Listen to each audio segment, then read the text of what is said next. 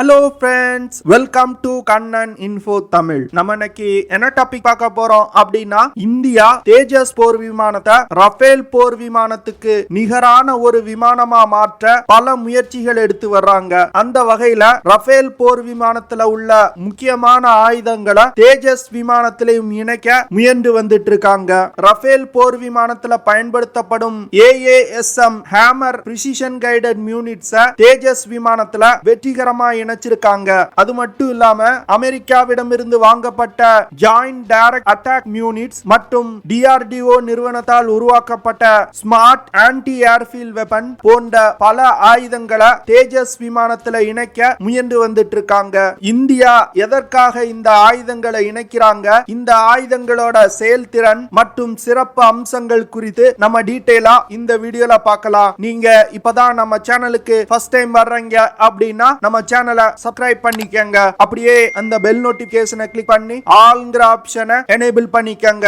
மலேசியால நடந்த defence services Asia 2022 அப்படிங்கிற நிகழ்ச்சியின் போது HAL தேஜஸ் விமானத்துல பிரான்ஸ் நாட்டு சஃப்ரான் நிறுவனத்தால் தயாரிக்கப்பட்ட ஹேமர் மிசைல்களை இணைக்க போறதா அறிவிச்சிருந்தாங்க. இதை தொடர்ந்து இப்போ சமீபத்துல HAL வெளியிட்ட ஒரு ஸ்டேட்மெண்ட்ல AASM Hammer precision guided units வெற்றிகரமா தேஜஸ் போர் விமானத்துல இணைச்சிட்டோம் அப்படின்னு அறிவிச்சிருக்காங்க. இந்த AASM Hammer precision guided units Rafale போர் விமானத்திலையும் பயன்படுத்தப்பட்டு வருது. 2021 வருடமே தேஜஸ் போர் விமானத்துல பயன்படுத்துவதற்காக Hammer precision guided units India வாங்கிட்டாங்க. இப்போ பல கட்ட சோதனைகள் நடத்தப்பட்டு Hammer precision guided units Tejas விமானத்துல இணைக்கப்பட்டிருக்கு. இந்த ஹேமர் precision guided units ஒரு அதிநவீனமான ஆயுதம். 2007 வருடத்திலிருந்து பிரெஞ்சு விமானப்படையில ஹேமர் precision guided units பயன்பாட்டில் இருந்து வருது. பிரெஞ்சு விமானப்படை, பிரெஞ்சு கடற்படை, royal Moroccan air force, Egyptian air force, Qatar air force போன்ற பல நாட்டு விமானப்படைகள்ல இந்த precision guided units பயன்படுத்தப்பட்டு வருது. ஆப்கானிஸ்தான் யுத்தம், 2011 நடந்த லிபியா உள்நாட்டு போர் போன்ற பல யுத்தங்கள்ல இந்த ஹேமர் precision guided units பயன்படுத்தப்பட்டிருக்கு. இந்த யூனிட்ஸ்னால எதிரிகளுக்கு பலத்த சேதத்தை ஏற்படுத்த முடியும். ஹேமர் precision guided units 4 விதமான எடைகள்ல தயாரிக்கப்பட்டு வருது. 125 முதல் 1000 கிலோகிராம் எடை கொண்டதா தயாரிக்கப்பட்டு வருது. ஹேமர் precision guided units ஓட முன்புறத்துல கைடிங் கிட்டும் பின்புறத்துல ரேஞ்சை அதிகரிக்கக்கூடிய ரேஞ்ச் எக்ஸ்டென்ஷன் கிட்டும் இணைக்கப்பட்டிருக்கும். இந்த precision guided units solid rocket மோட்டாரால் இயக்கப்படுது. இந்த யூனிட்ஸ் அதிக உயரத்துல இருந்து லான்ச் செஞ்சோம் அப்படின்னா அதிகபட்சமா 70 கிலோமீட்டர் தூரத்துல உள்ள இலக்குகளை தாக்கி அழிக்க முடியும். அதுவே குறைவான உயரத்துல இருந்து லான்ச் செஞ்சோம் அப்படின்னா 20 முதல் 15 கிலோமீட்டர் தூரத்துல உள்ள இலக்குகளை தாக்கி அழிக்க முடியும். இந்த ஹேமர் precision guided units அனைத்து விதமான தட்பவெட்ப மற்றும் சீதோஷ்ண நிலைகளிலும் சிறப்பா செயல்படும் விதத்துல உருவாக்கப்பட்டிருக்கு. இந்த யூனிட்ஸ் இலக்கை நோக்கி வழிநடத்துறதுக்கு hybrid initial GPS navigation system மற்றும் இன்ஃப்ராரெட் ஹோமிங் இல்லனா லேசர் கைடிங் சிஸ்டம் பயன்படுத்தப்படுது. இந்த கைடிங் சிஸ்டங்கள் இரவு மற்றும் பகல் நேரத்திலையும் சிறப்பா செயல்படும் விதத்துல உருவாக்கப்பட்டிருக்கு. ஹேமர் precision guided unitsனால இலக்கை மிக துல்லியமா தாக்க முடியும். அதாவது ஹேமர் precision guided unitsோட சர்க்குலர் எரர் ப்ராபபிலிட்டி 10 மீட்டர்ல இருந்து 1 மீட்டருக்குள் இருக்கும். சர்க்குலர் எரர் ப்ராபபிலிட்டி அப்படிங்கிறது இந்த யூனிட்ஸ்னால இலக்கில இருந்து 1 மீட்டர்ல இருந்து 10 மீட்டருக்குள் தாக்குதல் நடத்த முடியும். இந்த ஹேமர் precision guided units இந்திய விமானப்படையில் பயன்பாட்டில் உள்ள ரஃபேல் போர் விமானம், மிராஜ் 2000 மற்றும் தேஜஸ் போர் விமானத்திலையும் பயன்படுத்த முடியும். தேஜஸ் போர் விமானத்தால ஒரே நேரத்தில் 5 ஹேமர் precision guided units எடுத்து சென்று தாக்குதல் நடத்த முடியும். ரஃபேல் போர் விமானத்துல ஏற்கனவே பயன்பாட்டில் உள்ள ஒரு ஆயுதத்தை தேஜஸ் போர் விமானத்துல இணைப்பது ஒரு நல்ல விஷயம். ஏன்னா ஆயுதம் இறக்குமதி செய்யும் பொழுது ஒரே நேரத்துல தேஜஸ் மற்றும் ரஃபேல் போர் விமானத்துக்கு சேர்த்து ஆயுதங்களை வாங்க முடியும். ஹேமர் precision guided units எதற்காக பயன்படுத்துவாங்க அப்படின்னா எதிரிகளால் அதிகம் பாதுகாக்கப்பட்டு வரும் டார்கெட்ஸ் ஒரு ஸ்டாண்ட் ஆஃப் டிஸ்டன்ஸ்ல இருந்து தாக்குவதற்கு பயன்படுத்துவாங்க. ஹேமர் precision guided unitsக்கு பிறகு அமெரிக்க தயாரிப்பு ஜாயிண்ட் டைரக்ட் அட்டாக் யூனிட்ஸ் தேஜஸ் விமானத்துல இணைக்க போறாங்க. Joint direct attack units JDAM அப்படின்னு ஷார்ட்டா சொல்லுவாங்க. JDAM அப்படிங்கிறது ஒரு கைடிங் கிட். இந்த கைடிங் கிட்ட ஏற்கனவே இந்திய விமானப்படையில் பயன்பாட்டில் உள்ள அன்கைடட் பாம்ஸ்ல இணைச்சோம் அப்படின்னா அன்கைடட் பாம்ஸ் ஒரு பிரிசிஷன் கைடட் யூனிட்ஸா மாற்றப்படும். இந்தியா எதற்காக இந்த JDAM கிட்ட அமெரிக்காட்ட இருந்து வாங்கியிருக்காங்க அப்படின்னா ரஷ்ய உக்ரைன் போர்ல ரஷ்ய விமானப்படை பின்னடைவை சந்திப்பதற்கு முக்கியமான காரணம் ரஷ்ய விமானப்படை பயன்படுத்தும் அன்கைடட் பாம்ஸ். இந்த அன்கைடட் பாம்ஸ் டார்கெட்ஸ் மீது வீசணும் அப்படின்னா குறைவான உயரத்துல பறந்து சென்றுதான் இந்த அன்கைடட் பாம்ஸ் லான்ச் செய்ய முடியும். ஆனா அப்படி குறைவான உயரத்துல பறக்கும் பொழுது உக்ரைன் ராணுவம் ஸ்டிங்கர் மிசைல்களை பயன்படுத்தி ரஷ்ய விமானப்படை விமானங்களை தாக்கி அழிக்கிறாங்க. ரஷ்ய விமானப்படை போன்றே இந்தியாவிடமும் அதிகமான அன்கைடட் பாம்ஸ் பயன்பாட்டில் இருக்கு. அதனால இந்த அன்கைடட் பாம்ஸ் JDAM கிட்ட வாங்கி இணைத்து ஒரு பிரிசிஷன் கைடட் யூனிட்ஸா இந்தியா மாத்த முயல்றாங்க.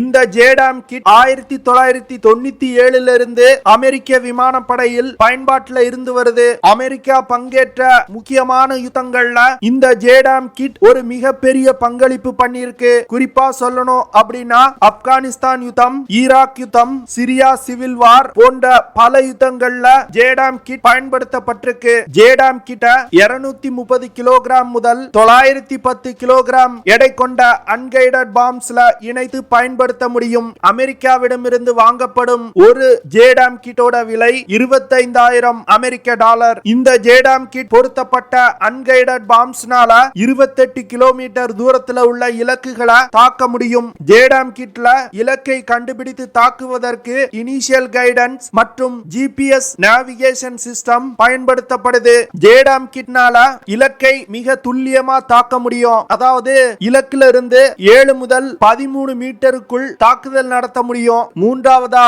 தேஜஸ் போர் விமானத்துல இணைய உள்ள ஆயுதம் DRDO நிறுவனத்தால் உருவாக்கப்பட்ட SAAW அப்படிங்கிற ஸ்மார்ட் ஆன்டி ஏர்ஃபீல்ட் வெப்பன். இது ஒரு precision guided anti airfield glide bomb. இந்த கிளைட் பாம் எதற்காக பயன்படுத்தப்படும் அப்படின்னா யுத்த நேரத்துல எதிரிகளோட விமான ஓடுதளங்கள் மற்றும் மிலிட்டரி இன்ஸ்டாலேஷன்ஸ் தாக்குவதற்கு பயன்படுத்தப்படும். இந்த precision guided anti airfield glide bomb DRDO நிறுவனத்தின் ரிசர்ச் சென்டர் இம்ரட் நிறுவனம் வடிவமைச்சிருக்காங்க. இந்த கிளைட் பாமை தயாரித்தது இந்துஸ்தான் ஏரோநாட்டிக்ஸ் லிமிடெட். இந்த கிளைட் பாம் 125 கிலோகிராம் எடை கொண்டது. இந்த கிளைட் பாம்ல ஹை எக்ஸ்ப்ளோசிவ் வார்ஹெட் மற்றும் பெனிட்ரேஷன் கம் பிளாஸ்ட் வார்ஹெட்டும் பயன்படுத்தப்படுது. இந்த கிளைட் பாம்ல 80 கிலோகிராம் எடை கொண்ட வெடிபொருட்களை எடுத்து சென்று தாக்குதல் நடத்த முடியும். இந்த கிளைட் பாம்னால 100 கிலோமீட்டர் தூரத்துல உள்ள இலக்குகளை மிக துல்லியமா தாக்க முடியும். SAAW anti airfield glide bomb உருவாக்குறதுக்கு 2013 வருடம் இந்திய அரசாங்கம் ஒப்புதல் கொடுத்தாங்க. 2016 வருடம் இந்த கிளைட் பாமோட முதல் சோதனை நடத்தப்பட்டது. அதற்கு பிறகு தொடர்ந்து பல கட்ட சோதனைகள் நடத்தி 2020 வருடம் இந்திய விமானப்படை மற்றும் கடற்படையில இணைக்கப்பட்டிருக்கு. இந்த கிளைட் பாம இலக்கை நோக்கி வழி நடத்துறதுக்கு 2 விதமான கைடிங் சிஸ்டங்கள் பயன்படுத்தப்பட்டு வருது. முதல் கட்டமா initial navigation system with GPS NavIC satellite guiding system பயன்படுத்தப்படுது. கிளைட் பாம் இலக்கை தாக்குவதற்கு முன் இருக்கக்கூடிய இறுதி கட்டத்துல இன்ஃப்ராரெட் ஹோமிங் சிஸ்டம் பயன்படுத்தப்படுது. இது போன்ற 2 கைடிங் சிஸ்டங்கள் பயன்படுத்துறதுனால இந்த கிளைட் பாம் இலக்கை மிக துல்லியமா தாக்குது. DRDO நிறுவனத்தால் உருவாக்கப்பட்ட இந்த precision guided anti airfield glide bomb இந்திய விமானப்படையில் பயன்பாட்டில் உள்ள ஜாகுவார் Su-30 MKI மற்றும் ஹவாக் விமானத்துல இணைக்கப்பட்டிருக்கு.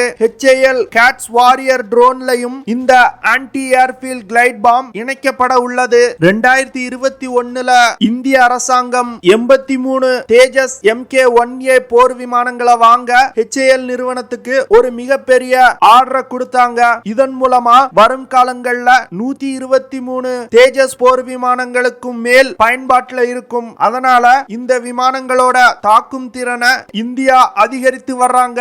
அந்த வகையில தான் இந்த hammer precision guided units JDAM மற்றும் DRDO நிறுவனத்தால் உருவாக்கப்பட்ட precision guided anti airfield glide bomb போன்றவை இணைக்கப்பட்டு வருது. இது போன்ற போன்ற நடவடிக்கைகளால் தேஜஸ் போர் விமானத்தின் தாக்கும் திறன் பல மடங்கு அதிகரிக்கப்படும். தேஜஸ் போர் விமானத்தை ஏற்றுமதி செய்வதற்கு மலேசியாவுடன் பேச்சுவார்த்தை நடந்துட்டு இருக்கு. அதே போன்று பிலிப்பைன்ஸ் மற்றும் அர்ஜென்டினா நாடுகளுடனும் பேச்சுவார்த்தை நடந்து கொண்டிருக்கு. இந்த சூழ்நிலையில இது போன்ற அதிநவீன ஆயுதங்களை தேஜஸ் போர் விமானத்தில் இணைப்பதன் மூலம் இந்த நாடுகள் தேஜஸ் போர் விமானத்தை வாங்குவதற்கு அதிக வாய்ப்பு இருக்கு. HAL என்ன சொல்லிருக்காங்க அப்படின்னா, தேஜஸ் போர் விமானத்தை வாங்கக்கூடிய நாடுகளின் விருப்பத்துக்கு ஏற்பவும் ஆயுதங்களை இணைத்து தர தயாரா இருப்பதா சொல்லியிருக்காங்க.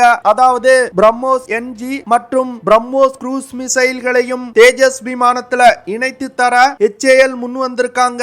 இது போன்ற நடவடிக்கைகள்னால வரும் காலங்கள்ல தேஜஸ் போர் விமானம் ஒரு சக்தி வாய்ந்த விமானமா இருக்கும். ஓகே ஃப்ரெண்ட்ஸ், நம்ம வீடியோவோட நிறைவு பகுதிக்கு வந்துட்டோம். இதெல்லாம் தான் நான் உங்ககிட்ட ஷேர் பண்ணணும் அப்படின்னு நினைச்ச விஷயங்கள். ஐ ஹோப் நான் ஷேர் பண்ண விஷயங்கள் உங்களுக்கு பிடிச்சிருக்கும்னு நினைக்கிறேன். அப்படி பிடிச்சிருந்துச்சுன்னா ஷேர் பண்ணுங்க, லைக் பண்ணுங்க, கமெண்ட் பண்ணுங்க. மறக்காம நம்ம சேனலுக்கு சப்ஸ்கிரைப் பண்ணுங்க. அப்படியே அந்த பெல் நோட்டிபிகேஷனை கிளிக் பண்ணி ஆல்ங்கிற ஆப்ஷனை எனேபிள் பண்ணிக்கங்க. See you in the next video. Jai Hind.